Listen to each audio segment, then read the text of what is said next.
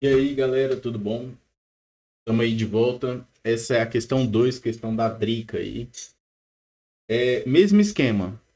Cara, você tem que aprender a fazer isso. Então, senta aí, vai ler a questão, tenta fazer só, beleza? Tenta fazer só. Se você passar muito tempo e não conseguir fazer só, você é muito bem-vindo aqui, tá bom?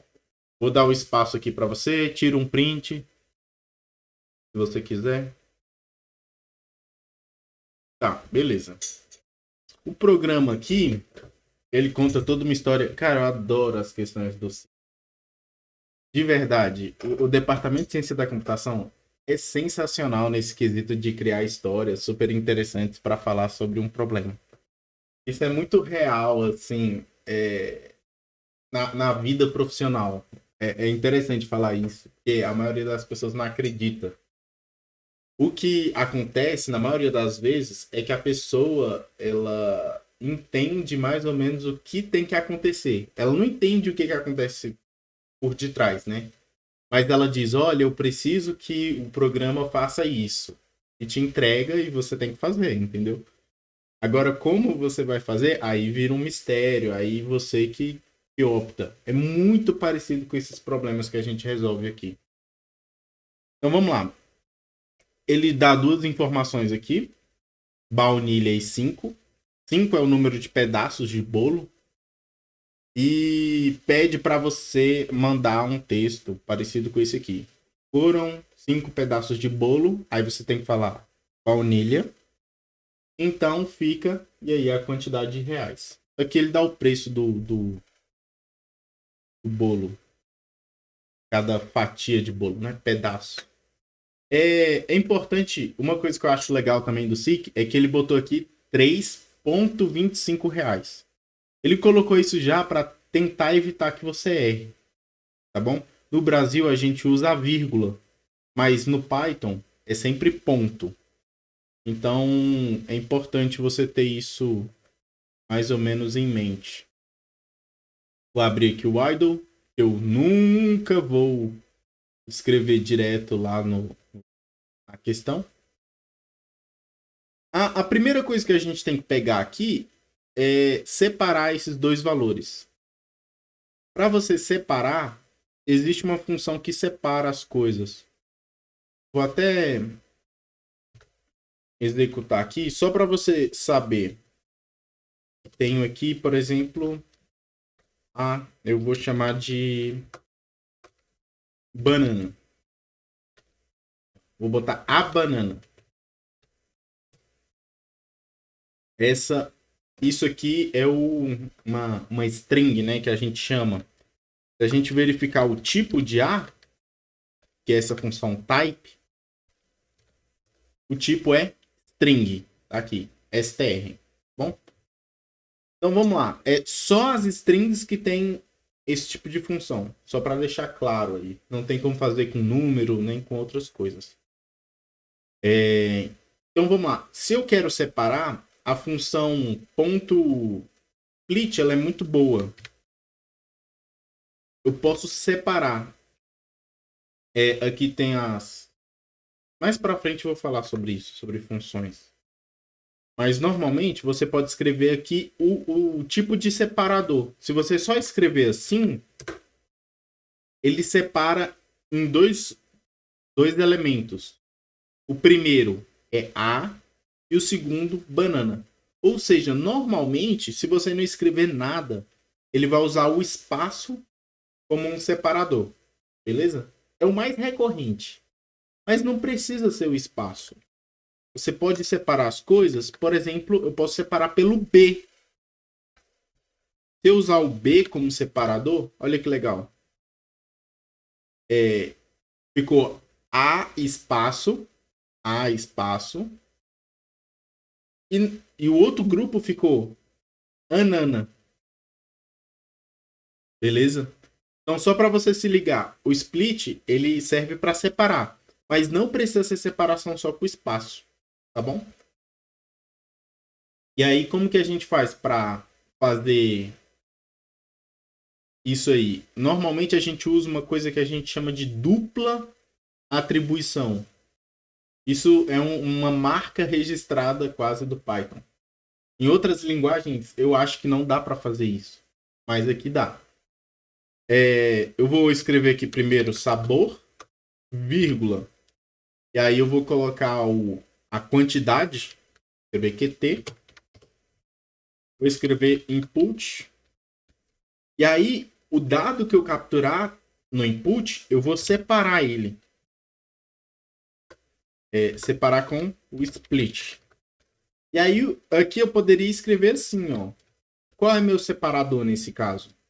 O espaço. Mas esse é o padrão dele. Então, como o padrão é separar por espaço, eu posso escrever assim, que é o que a maioria escreve. Beleza? Eu vou colocar aqui um print dessas duas coisas, só para a gente ver se capturou corretamente. Tá bom? Então, vou botar aqui print sabor e quantidade. Eu rodar aqui um F5. Eu vou escrever aqui. Lembre-se sempre de copiar as entradas. Não escreva. Se você escrever, você vai perder tempo. E na prova é muito importante você ter tempo. Então, copie. Aí, o sabor, baunilha, quantidade 5. Bom? Tá. Voltando aqui ainda para a minha questão. Quando o input captura um dado, esse dado é sempre uma string. Eu posso até mostrar que se eu fizer aqui o type de QT,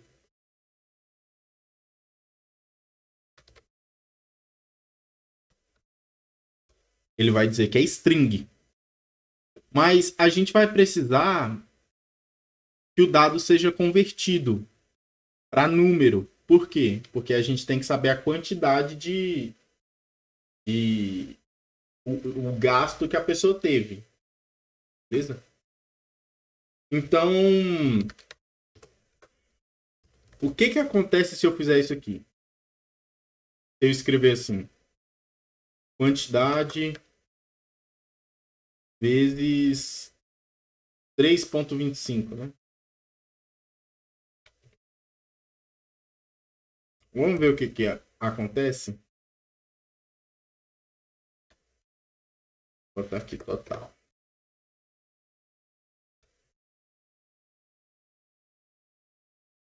Vou pegar aqui o valor da falha, né?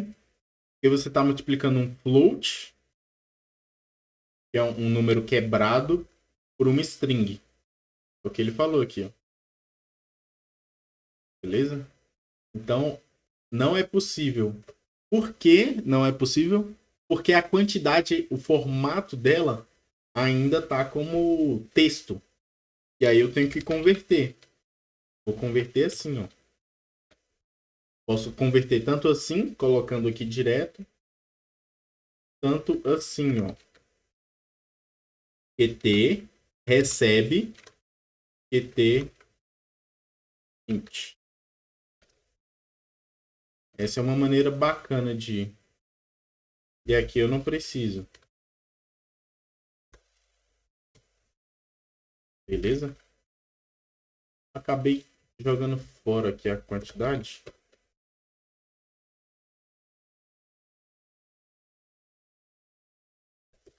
Beleza. Vamos lá. Vamos conferir aqui se deu tudo certo. No exemplo aí da baunilha. O sabor a gente tem. O número de pedaços a gente tem. E o total, o valor total, tá ok. Beleza? Então agora a gente tem que só pegar esses dados que a gente escolheu e tem que mandar para ele num formato específico. Como que você faz isso? A maneira mais esperta de fazer isso é você copia aqui. Vai copiar, Ctrl C. Eu vou tirar esses prints aqui que a gente usou só para ver se a resposta estava saindo correta. E olha o que a gente normalmente faz. Escreve print, aspas, né? aqui eu vou usar o fstrings, beleza? Esse fstrings permite que você consiga escrever coisas no meio da string. Acho que é uma maneira muito legal de usar. Então aqui tem, foram 7 pedaços de bolo de morango, então fica blá blá blá reais. Então no lugar de foram, ou no lugar de 7, eu vou escrever, vou apagar só o 7, vou escrever a quantidade, que é QT. Vou apagar o morango, vou escrever aqui sabor. Vou apagar esse cara, vou escrever total. Beleza? Deixa eu pegar aqui. Beleza. Nesse aqui deu bom, mas eu não queria que desse, não. Vou pegar esse aqui, esse exemplo aqui.